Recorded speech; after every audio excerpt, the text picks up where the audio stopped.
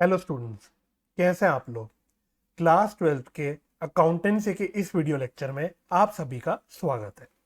आज के video lecture में मैं आप लोगों के साथ पार्टनरशिप फंडामेंटल्स टॉपिक पे एक case based question for your practice discuss करूंगा।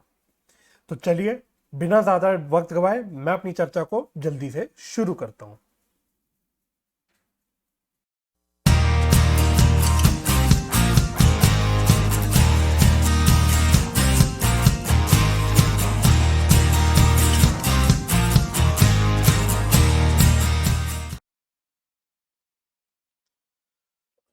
तो ये केस बेस्ड क्वेश्चन एक आपके सामने है। इसका लिंक मैं डिस्क्रिप्शन में छोड़ दूंगा, तो आप वहां से डाउनलोड भी कर सकते हैं अपनी फ्यूचर रेफरेंस के लिए। चलिए एक बार पढ़ते हैं क्या बोलता है केस बेस्ड आपका ये क्वेश्चन। पहले एक छोटी सी केस स्टडी है। तो कह रहा है read the following hypothetical case and answer the questions given below. तो एक छोटी सी आपको केस दे रखी है और आपको इसके ऊपर आंसर्स देने हैं। Akash started a footwear business on 1 April 2019, whereby he purchased various types of footwear from small manufacturers and vendors and sold them from a rented shop at competitive prices. आकाश ने एक फुटवेयर का बिजनेस शुरू किया 1 April 2019 को। Years पे बड़ा गौर करना है आप लोगों को। तो अपने बिजनेस में बेसिकली वो क्या करता था, छोटे मोटे वेंडर से फुटवेयर अलग अलग प्रकार के खरीदता था और आगे कस्टमर्स को बेचता था कॉम्पिटेटिव प्राइसेस पे। कॉम्पिटेटिव प्राइसेस का मतलब क्या हुआ, थोड़े कम प्राइसेस पे, सस्ते दामों पे।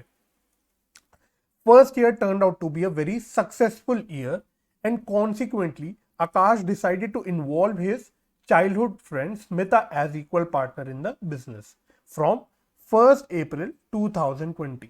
तो पहला साल क्योंकि बहुत अच्छा हुआ, खूब प्रॉफिट्स कमाए आकाश ने, तो इसने सोचा चलो क्यों ना मैं अकेले अकेले करने की जगह एक पार्टनरशिप बिजनेस में इस बिजनेस को कंटिन्यू करूं। और उसने अपने बचपन की फ्रेंड स्मिता को इन्वॉल्व कर दिया अपने पार्टनरशिप में as equal partner. Equal partner का मतलब क्या हुआ, उसने बोला कि प्रॉफिट शेयरिंग रेशियो हमारे बीच में बराबर रहेगा। They decided to keep their capital fixed with contribution of ₹5 lakh each. तो इन्होंने अपना कैपिटल फिक्स्ड रखा और कंट्रीब्यूशन रखा 5 लाख रुपए each. Smita also allowed the firm to use her garage as warehouse at an agreed rent of ₹5,000 per month. तो स्मिता ने बोला कि तुम मेरा मतलब ये पार्टनरशिप फर्म को बोला कि आप मेरा बेसिकली गैराज यूज कर लेना अपने एज अ वेयर हाउस, जहां पे आप तरह तरह के जूते चप्पल फुटवेयर को स्टोर कर सकते हो, रख सकते हो as a mostly as a storage. ठीक है, as a storage unit. In October 2020, तो 1 अप्रैल 2020 को पार्टनर एडमिट हुआ, मतलब नया पार्टनर आया। और फिर बोलता है साल के दौरान in October 2020 they came across an opportunity to buy a small shop in a nearby city at an attractive price of ₹2,40,000। तो अक्टूबर में इनको एक अपॉर्चुनिटी मिली कि भाई हम एक दुकान खरीद सकते हैं सस्ती सी पास के शहर में। तो इन्होंने बोला क्यों ना हम इसको यूज करें, बहुत ही सस्ते दाम पे हमें एक दुकान मिल रही है, हम इसको क्यों ना खरीद लें। They decided to avail it, and for this purpose, Akash advanced a loan of this amount. This amount का क्या मतलब हुआ, जितनी प्राइस की आपको शॉप मिल रही थी या इनको शॉप मिल रही थी उतने का आकाश ने फर्म को लोन दे दिया। कौन सी डेट को लोन दिया, on 31 October 2020। They opened this shop from 1st December 2020 and also hired a salesman at a salary of ₹10,000 per month. तो इन्होंने अपनी दुकान कब खोली, 1 दिसंबर को, और एक सेल्समैन भी हायर करा जो वहां बैठ के अपना बेसिकली फुटवेयर वगैरह बेचा करेगा। और सैलरी देने का डिसाइड किया गया ₹10,000 per month. The firm earned a net profit of ₹8 lakhs, लेकिन ध्यान देना before rent, interest on loan and salesman salary. तो रेंट, इंटरेस्ट ऑन लोन और सेल्समैन सैलरी को बेसिकली माइनस करे बिना, मतलब उसका एडजस्ट करे बिना बेसिकली उन्होंने प्रॉफिट कमाया ₹8 लाख का during the year ended 31 March 2021। As per the partnership deed, interest on capital was to be allowed at 8% per annum. Further, it was agreed in the deed that 20% of the divisible profit will be transferred to general reserve. तो ये आपकी basically एक छोटी सी कहानी है, एक basically case है। अब इस पे बेस्ड आपको कुछ क्वेश्चंस आंसर करने हैं। तो पहला हम क्वेश्चन नंबर 1 देखते हैं क्या बोल रहा है। Journal entry for allowing interest on capital for the year ended 31 मार्च 2021 कितनी होगी। तो आपको बहुत केयरफुली पढ़ना है। क्वेश्चन में या केस में क्लियरली बोला गया कि कैपिटल फिक्स्ड है, तो और इंटरेस्ट ऑन कैपिटल के लिए आपको बेसिकली अगर फिक्स कैपिटल मेथड होता है तो आपको करंट अकाउंट को यूज करना होता है। दूसरी बात, इंटरेस्ट ऑन कैपिटल क्या होता है, एक एप्रोप्रिएशन होता है। तो क्या एंट्री बन जाएगी उसकी, देखो, P&L appropriation account debit to Akash current account to Smita's current account 40,000। तो अमाउंट बेसिकली कैसे निकला, 5 लाख रुपए का उन्होंने कैपिटल रखा है, 5 लाख रुपए का उन्होंने कैपिटल रखा हुआ है। देखो यहां पे लिखा हुआ है, किधर गया, ये रहा, 5 लाख रुपए ईच का उन्होंने कैपिटल रखा हुआ है और इंटरेस्ट ऑन कैपिटल जो अलाउ होना है वो 8% पे होना है। तो 5 लाख का अगर आप 8% निकालोगे तो आ जाएगा आपका 40,000। ठीक है, तो पहला सवाल तो बहुत इजी था। क्वेश्चन 2 बोल रहा है net profit to be transfer to P&L appropriation account कितना होगा। तो नेट प्रॉफिट आपका कितना आएगा, तो ऊपर से देखते हुए चलते हैं। जो आपको नेट प्रॉफिट दिया गया है 8 लाख का, आपको गिवन है 8 लाख का, तो नेट प्रॉफिट आपका गिवन है 8 लाख का। लेकिन ध्यान देना इसमें से हमने 2-3 चीजें एडजस्ट नहीं करी है। पहला, हमने रेंट नहीं एडजस्ट किया, तो माइनस रेंट ऑफ स्मिता। तो आप लोगों को मुझे उम्मीद है याद होगा, पार्टनर को जो रेंट पे किया जाता है that is a charge against profit, यानी प्रॉफिट एंड लॉस अकाउंट का खर्चा होता है, एप्रोप्रिएशन नहीं होता। तो आपको मतलब सही नेट प्रॉफिट निकालने के लिए सारे जो भी एप्रोप्रिएशन पेंडिंग रह गए वो उसको एडजस्ट करना पड़ेगा। तो स्मिता को रेंट देना है हमको 5,000 रुपए का पर मंथ का, और साल में कितने 12 महीने हैं, तो रेंट निकल के आ जाएगा इसका 60,000 का। इसी प्रकार से इंटरेस्ट ऑन लोन, आकाश ने 2,40,000 का लोन दिया है। कौन सी डेट को दिया, एक बार आ जाओ देख लो कौन सी डेट को दिया हुआ है। एक बार डेट और देख लेते हैं, 31 अक्टूबर 2020 को लोन दिया है, 2,40,000 का लोन है। इंटरेस्ट रेट की बात नहीं करी, तो आपको अपना पार्टनरशिप डीड वाला फंडा लगाना है। अगर इंटरेस्ट ऑन लोन मेंशन नहीं होता, पार्टनरशिप डीड साइलेंट होती है, तो आपको कितना रेट लेना होता है, 6% पर एनम का, 6% पर एनम का। तो कैसे निकल जाएगा ये, 2,40,000 का 6% और नवंबर, दिसंबर, जनवरी, फरवरी, मार्च 5 महीने का इंटरेस्ट, 5 महीने का इंटरेस्ट। तो ये कितना आ रहा है, आई थिंक रफली आ रहा है अराउंड, आई थिंक 6,000 आ रहा है, रफली का 6,000 ही आ रहा है।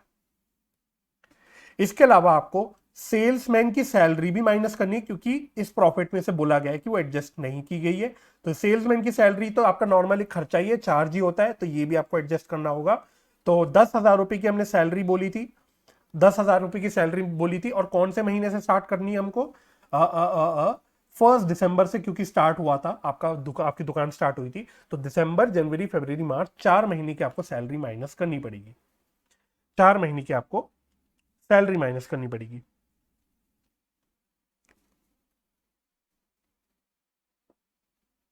एक मिनट, इसको इधर आ जाने दे। हाँ, 4 महीने की सैलरी ये माइनस हो जाएगी, दैट इज 40,000। तो आपका सही नेट प्रॉफिट निकल के आ जाएगा 1 लाख, इसमें से माइनस किया 7 लाख, और 7 लाख में से 6,000 माइनस किए, तो ये आ रहा है आपका 6,94,000, 6,94,000। तो 6,94,000 आ जाएगा आपका net profit to be transfer to P&L appropriation account. तो ऑप्शन चेक कर लेते हैं, ऑप्शन चेक कर लेते हैं, इसको थोड़ा सा जूम कर लेता हूं मैं। तो इसमें से ऑप्शन हमारा कहां पे आ रहा है, ऑप्शन ये है, तो कौन सा ऑप्शन सही आ रहा है, 6,94,000 का। इसी प्रकार से क्वेश्चन नंबर 3 देखते हैं। क्वेश्चन 3 बोल रहा है amount to be transfer to general reserve कितना होगा। तो क्वेश्चन ने बोला था 20% ऑफ द डिविजिबल प्रॉफिट आपका जनरल रिजर्व में डालना है। तो आ जाओ जी, डिविजिबल प्रॉफिट निकाल लेते हैं, पहले डिविजिबल प्रॉफिट निकाल लेते हैं।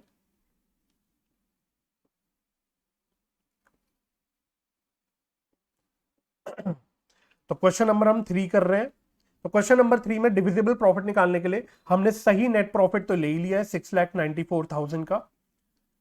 इसमें से आपको जो भी अप्रोप्रिएशन माइनस करनी है पहले वो माइनस करनी पड़ेगी। तो यहां पे अप्रोप्रिएशन के नाम से इंटरेस्ट ऑन कैपिटल है 40,000 ईच, 40,000 ईच यानी 80,000 का, 80,000 का, तो ये आ जाएगा आपका 6,14,000। तो डिविजिबल प्रॉफिट आ रहा है आपका 6,14,000 डिविजिबल प्रॉफिट। तो amount to be transferred to general reserve कितना आ जाएगा आपका 6,14,000 का 20%। तो ये आ रहा है 6,14,000 का 20%, दैट इज 122,800, 122,800। तो चेक कर लेते हैं एक बार, ऐसा कोई ऑप्शन हमको दिख रहा है क्या? 122,800 ये रहा D option.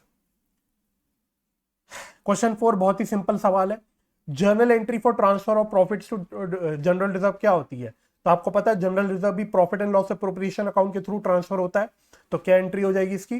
Profit and loss appropriation account debit to general reserve. तो बहुत ही सिंपल और बेसिक सवाल था ये वाला। और लास्ट क्वेश्चन 5 कह रहा है final profit to be divided amongst Akash and Smita कितना होगा? बेसिकली आपको दोनों भी पार्टनर का प्रॉफिट का शेयर निकालना है, फाइनल प्रॉफिट का शेयर। तो ये भी आप निकाल लोगे, आपने जो पुरानी कैलकुलेशन की है उसको यूज करते हुए आपको निकाल लेना है। तो क्वेश्चन नंबर 5 कर रहे हैं। तो क्वेश्चन नंबर 5 करने के लिए आप डिविजिबल प्रॉफिट यूज करोगे जो आप ऑलरेडी कैलकुलेट कर चुके हो।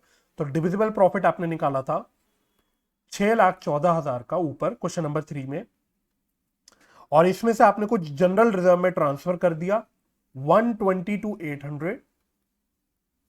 तो जो फाइनल प्रॉफिट्स आपके कितने बच गए? 614 माइनस 122,800 दैट इज 491,200, 491,200। और इस 491,200 को आपको 1:1 इक्वली बांटना है। तो जब आप इसे इक्वली बांट दोगे तो ये आ जाएगा 245,600 ईच, 245,600 ईच, यानी दोनों पार्टनर्स का शेयर कितना हो जाएगा? 245,600 का। ऑप्शन देख लेते हैं क्या ऐसा आ रहा है? बिल्कुल आ रहा है 245,600। बस बहुत ही एक छोटी सी केस बेस्ड क्वेश्चन था ये आपके लिए, आपकी प्रैक्टिस और रिवीजन के लिए। तो मुझे आशा है कि ये आपको वीडियो लेक्चर आपको हेल्पफुल लगी होगी, ये केस स्टडी आपको हेल्पफुल लगी होगी। अगेन अगर आप इसको दोबारा रेफर करना चाहते हैं तो आप डाउनलोड कर सकते हैं, मैं लिंक छोड़ दूंगा डिस्क्रिप्शन पे। और आप हमारी बाकी वीडियोस भी चेक कर सकते हैं। बेसिकली मैंने कुछ और भी क्लास 12 की अकाउंटेंसी की वीडियोस ऑलरेडी चैनल पे अपलोड कर रखी है, आप वो भी चेक कर सकते हैं। और इसी प्रकार के और भी वीडियोस के लिए आप मेरे साथ जुड़ सकते हैं, चैनल को सब्सक्राइब कर सकते हैं, इसको अपने दोस्तों के साथ शेयर कर सकते हैं, और फ्यूचर में नोटिफिकेशन के लिए आप बेल आइकन भी प्रेस कर सकते हैं। तो मेरे साथ इस वीडियो लेक्चर में जुड़ने के लिए बहुत बहुत धन्यवाद। अपना ख्याल रखें, अपने परिवार का ख्याल रखें, और एग्जाम्स की पॉजिटिव माइंडसेट से तैयारी करते रहें, एक दूसरे की हेल्प करते रहें। ठीक है, मैं मिलूंगा ऐसे एक और वीडियो लेक्चर में बहुत जल्द। तब तक के लिए टेक केयर, बाय बाय।